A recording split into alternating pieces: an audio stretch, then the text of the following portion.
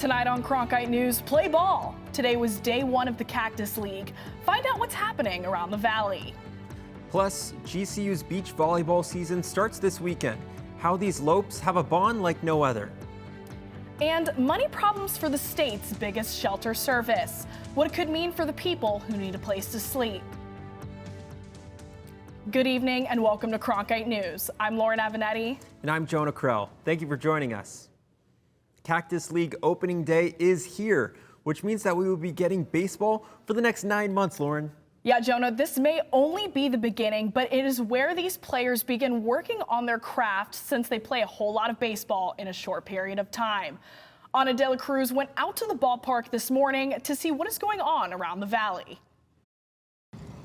Thank you, Jonah and Lauren. I'm at Sloan Park in Mesa, where the Cubs are home to the largest spring training facility in all of Major League Baseball.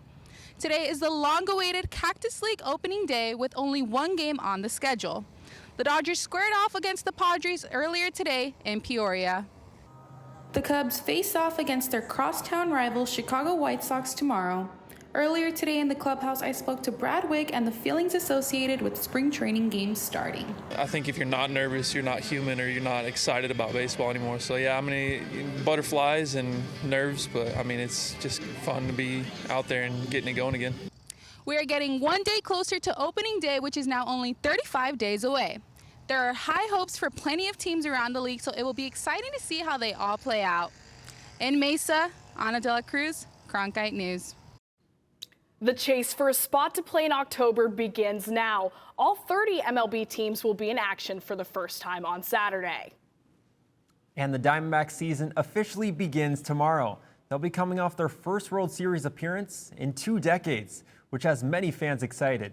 The front office was very active during the offseason when it came to signing players.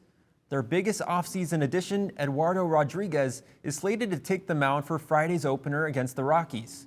Rodriguez signed a 4-year, $80 million deal in December and will have the team's starting infield defense behind him when he takes the bump for Arizona for the first time in his career.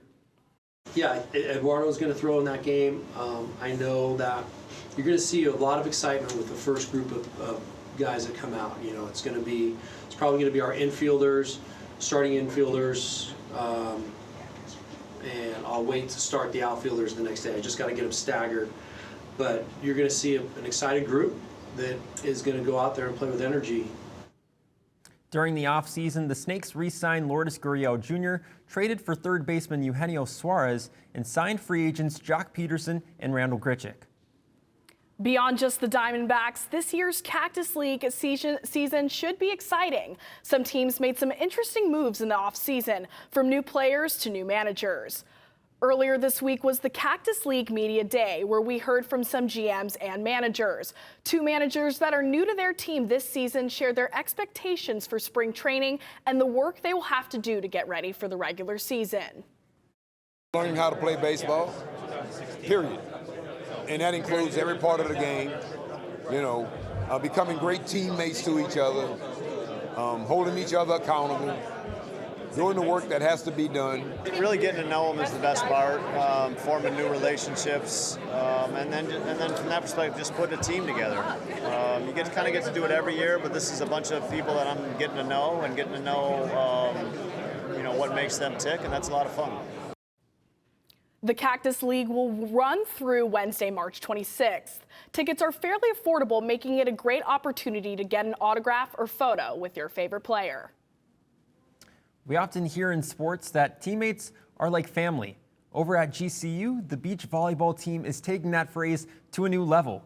Cronkite Sports reporter Riley Swenson took a trip to the sand and has the story on the tightly bonded Lopes. For most teams in this age of college sports, building team chemistry can be a challenge. But for GCU beach volleyball, they have some built-in chemistry with 2 pairs of sisters on the squad. Jess and Becca Drake are from Fresno, California, and always knew GCU was the spot for them. The first moment I stepped on campus, walking down the main street with all the offices, I was like, all right, I'm going here. Jess hadn't even committed yet, and we both were like, we're going here, whatever it takes. For the other 2, Charlize and Camila Shikani, it wasn't quite as easy of a choice. with Charlize originally being committed to Long Beach State before decommitting and choosing the Lopes. I would have been so sad if I didn't go to college with my sister. It's just been so far. I've always gone to school with her, and it's just so nice to have her around. Well, both pairs of sisters agreed that getting the chance to play Division I beach volleyball was a blessing in its own. All four of them added that getting the chance to play it with a family member made the choice to come to GCU that much easier. From day one, we were yeah, we're a package deal. We're going to the same place. Having her close to me, at college and stuff has been really awesome. She's one of my closest friends here, and having her on my team is just I'm so grateful that she came here and switched to GCU. Each pair of sisters has a junior, Jess and Camila, to mentor freshmen in Becca and Charlize. So far, the big sisters have embraced the role of showing the young ones the ropes. Being the younger sister, she just is super, she's had the opportunity to look at what I've done for 2 years, so she jumped right in, and she's doing amazing. Head coach Abra Rummel said getting the younger pair on campus was a fairly easy job, as siblings can also make the best recruiters. In Phoenix, Riley Swenson, Cronkite News. The Lopes will look to use that chemistry this weekend as they kick off their season with the GCU tournament starting Saturday. And across campus, the GCU men's basketball team, they're continuing to make noise. They're playing the first of its 2 games in Texas today against Tarleton State, with the Abilene Christian Wildcats around the corner on Saturday. The Lopes will head into this slate of games maintaining a 2.5-game lead in the WAC conference. The Lopes are heading into the Lone Star State, coming off a pair of gritty home wins against Utah Tech and California Baptist. Strong performances from senior forwards Luke Warr and Gabe McLaughlin helped keep the Havocs at Global Credit Union Arena happy last week. With the second-place team in the WAC in Tarleton State coming up, McLaughlin knows that the first-place Lopes cannot take their top spot for granted. A big thing is we just got to take a game, one game at a time. So even though Abilene's coming up this week, we're mostly focused on Tarleton. And then once Tarleton's done, we'll turn the page and focus on Abilene. But I just know that this is an important weekend, championship weekend for us. Important stuff for sure. With 5 games to go in the regular season for the Lopes, 2 wins for them this weekend can help them clinch the #1 seed in the WAC conference. Today is a very special day for ASU women's tennis coach Sheila McInerney. It's her birthday. Yeah, Lauren, she's turning 66 years old today. I had the opportunity to sit down with Coach McInerney, her staff, and players to learn about the legacy she has created and why she keeps coaching at ASU. And the weekend is almost upon us, and it looks like it could be a gloomy one. Your weekend forecast is up next. Find out what's on Arizona PBS at azpbs.org/schedule. What Cronkite News means to me is opportunity.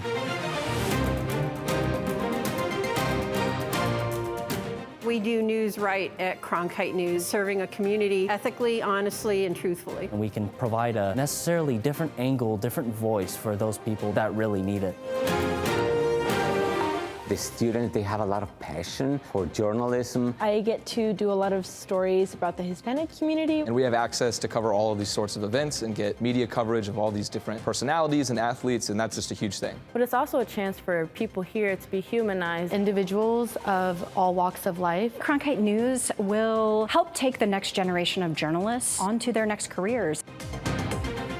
I am old enough to remember Walter Cronkite. We're putting a lot of pride on his name because we are practicing a lot of the things that he did. I think he'd be smiling from ear to ear. We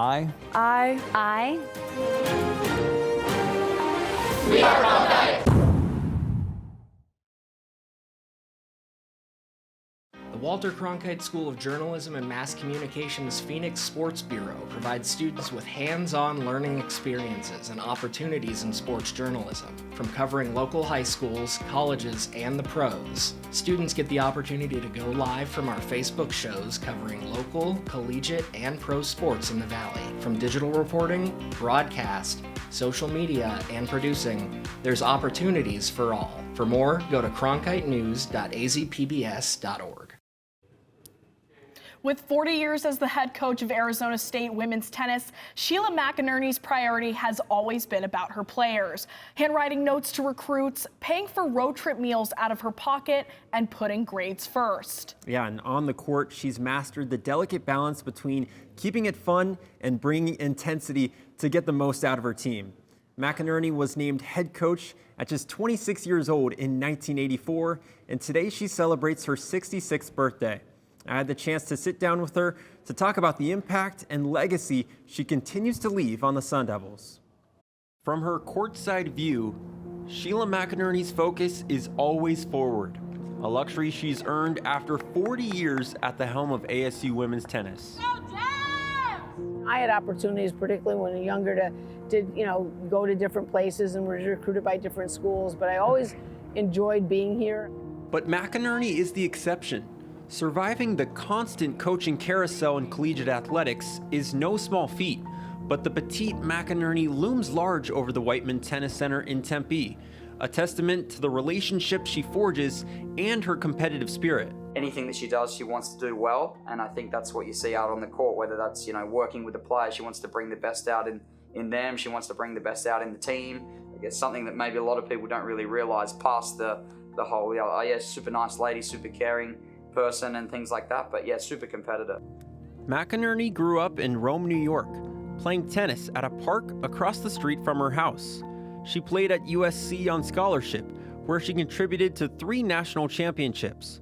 While still in college, McInerney played the legendary Billie Jean King as an amateur in the 1977 U.S. Open. She turned pro in 1980, then returned to USC as an assistant coach in 1983, and a year later, at just 26 years old, McInerney got the head job in Tempe, a title she's held ever since. I was never the most talented person. I mean, I'm 5'4", pushing it, probably 5'3 3/4", and I never had a big type of game, so I had to sort of grind, I always used to perspire a lot when I was on the court, so I sort of had to do it the hard way. But as a coach, McInerney has made it look easy. When she took over an already successful program from Ann Pittman, she kept the winning tradition alive. The Sun Devils have been to 35 straight NCAA tournaments and have finished every season during her tenure ranked in the top 40 nationally, while McInerney herself has won 2 Pac-12 Coach of the Year honors. You get new girls every year, pretty much, or every 4. So having, to coach them up and show them the culture a little bit, that's impressive. It's not a one-time thing, it's a consistent thing. Amid 4 decades of winning, the sport of tennis has changed drastically, from rackets to recruiting. Perhaps McInerney's biggest strength?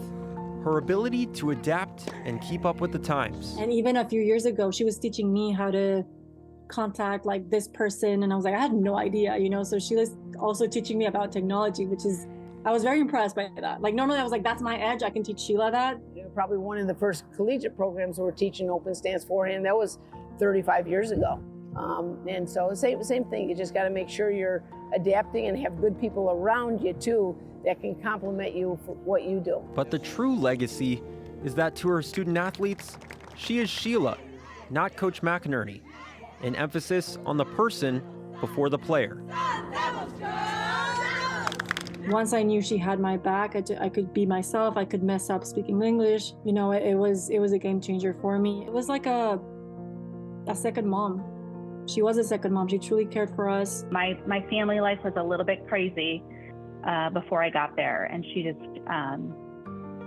really helped me kind of steady myself and keep moving forward. It wasn't all about winning and losing, but it was also important to her that we graduated and that we were happy. I talked to Nadia Abdallah for this, and she sort of coined what you've built here as a culture of care.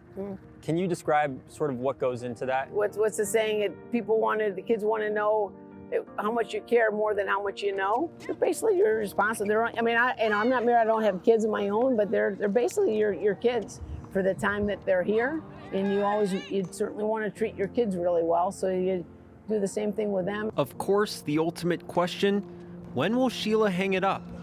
The drive is still there, and she simply still loves the job.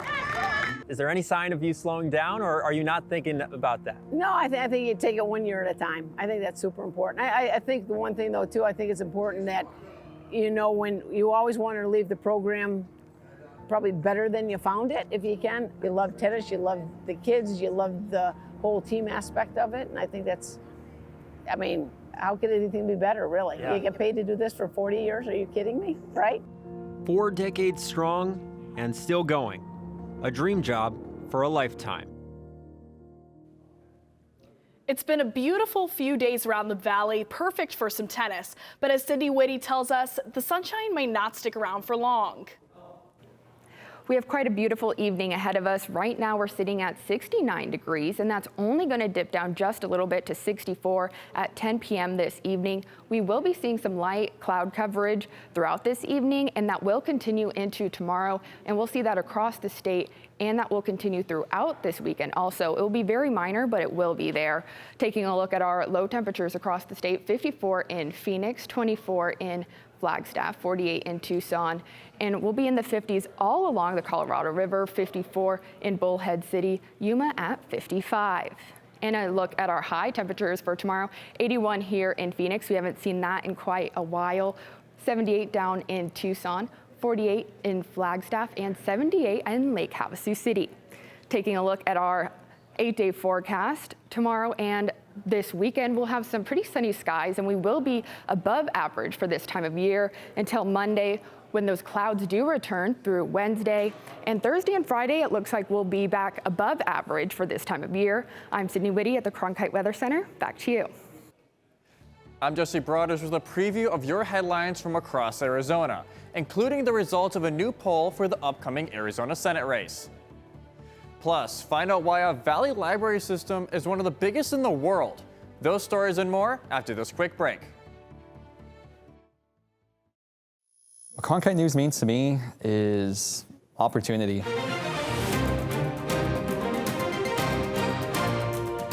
We do news right at Cronkite News, serving a community ethically, honestly, and truthfully. And we can provide a necessarily different angle, different voice for those people that really need it.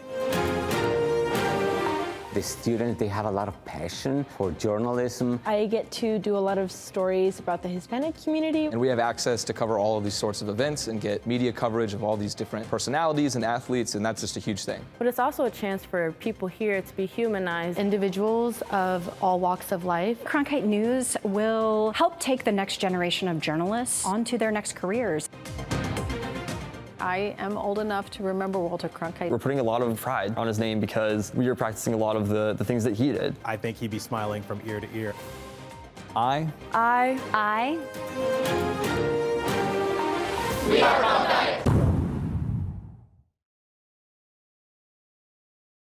The Walter Cronkite School of Journalism and Mass Communications Phoenix Sports Bureau provides students with hands-on learning experiences and opportunities in sports journalism. From covering local high schools, colleges, and the pros, students get the opportunity to go live from our Facebook shows covering local, collegiate, and pro sports in the Valley. From digital reporting, broadcast, social media, and producing, there's opportunities for all. For more, go to cronkitenews.azpbs.org. Find out what's on Arizona PBS at azpbs.org/schedule.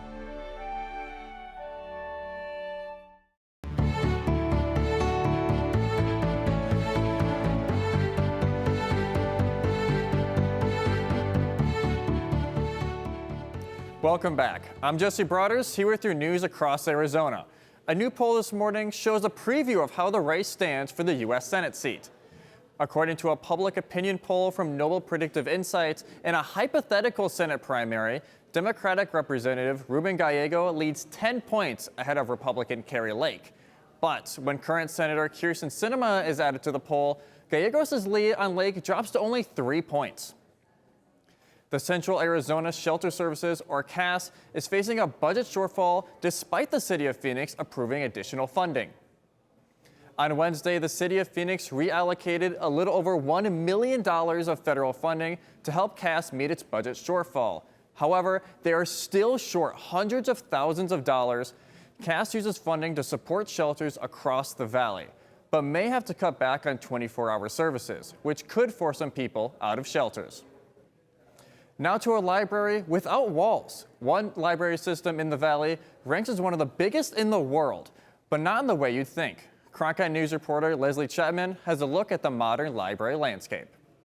Libraries have always been there for everyone. We serve the entire community. And one population is using the library more than we might think. Here at the Goodyear Library, there's a ton of really amazing study rooms. And so we get high school groups and college groups in all the time who just want to come together and work on a project or study away from the distractions and not need to buy a coffee or anything to feel like they belong there. According to a study released by the American Library Association, 52% of Gen Z and millennial physical library users borrowed from digital library collections. We're gonna continue seeing younger generations who are used to being on their tablets, who are used to being on their phones. So we are gonna continue shifting and making sure that we meet those needs, because that's what libraries do. They listen to their community and what they want. That's where digital libraries come in. Utilizing the library does not just mean having to physically come in and crack open a book.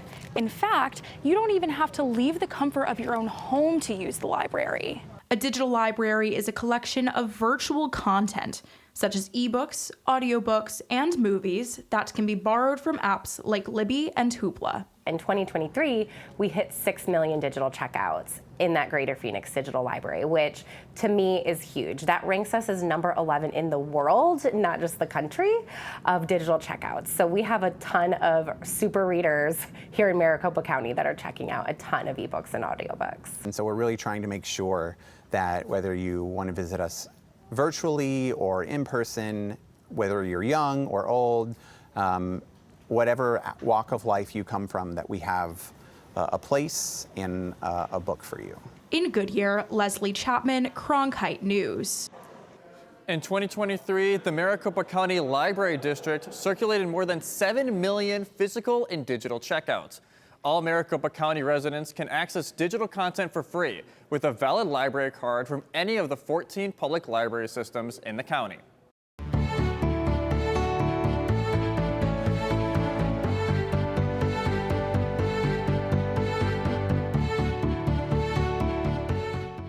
Taking a look around the nation, President Biden is calling a recent Alabama Supreme Court ruling, quote, outrageous and unacceptable. The ruling says frozen embryos are considered children under law, and 2 of the state's fertility clinics have paused vitro fertilization. Yesterday, the University of Alabama at Birmingham Health System became the first in the state to put a halt on IVF treatments out of legal concerns. Today, Alabama's fertility clinic in Birmingham followed suit. This leaves patients who are currently undergoing treatment at the clinics worried about their own future. This has been about 2 years in the making of us trying, and we got in with this clinic about 3 months ago. So it was 3 months of preparation physically and mentally to go through this, and it just feels ripped away.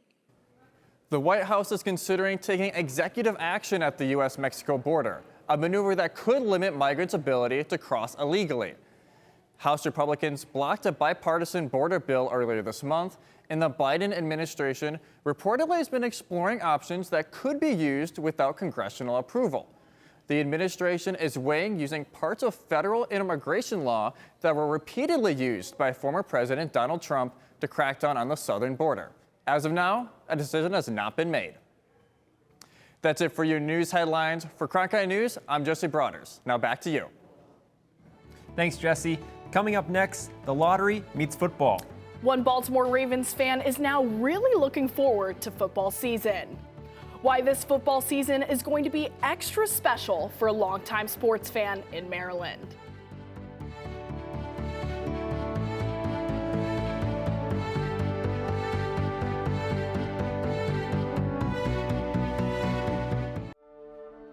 Find out what's on Arizona PBS at azpbs.org/schedule. ASU's one and only student-run radio station, Blaze Radio, provides students with opportunities to cover a variety of topics. From music, This is Sensei Garage. To sports coverage, Against the Brewers in his last outing, he went to news, The bill also gives parents the ability to see. and entertainment updates. Blaze Radio offers a fun environment to gain valuable broadcast experience. To find out more, visit blazeradioonline.com. The Walter Cronkite School of Journalism and Mass Communications Phoenix Sports Bureau provides students with hands-on learning experiences and opportunities in sports journalism. From covering local high schools, colleges, and the pros, students get the opportunity to go live from our Facebook shows covering local, collegiate, and pro sports in the Valley. From digital reporting, broadcast, social media, and producing, there's opportunities for all. For more, go to cronkitenews.azpbs.org. This is CN to Go. I'm Emily Olson with your Wednesday news briefing. Do you want to create innovative content for Cronkite News? Do you enjoy listening to podcasts? Then CN to Go is for you. Cronkite News to Go is a podcast where students cover the latest headlines. Students become audio producers and hosts and will learn how to write, record, and edit stories. You can listen to the latest episodes on these platforms. Did you know newsrooms today are looking for bilingual journalists? Cronkite Noticias prepares you to cover diverse communities. In Cronkite Noticias, you will obtain an unforgettable experience. Nopales como este van a tumbar. Cronkite Noticias. And develop your skills with the latest technology.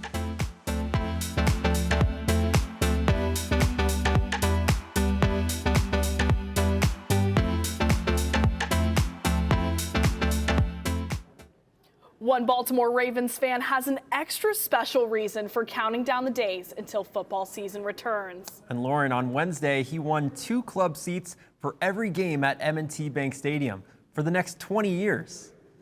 The tickets were a prize from the Maryland Lottery. There were more than 800,000 Marylanders who entered with hopes of winning. That lucky fan, Thomas Humphreys, says he has memories of attending Ravens games with his uncle. Now he hopes to take his young daughter to games to create similar memories. That's it for Cronkite News. Thank you for joining us. And to see top stories anytime, log on to cronkitenews.azpbs.org.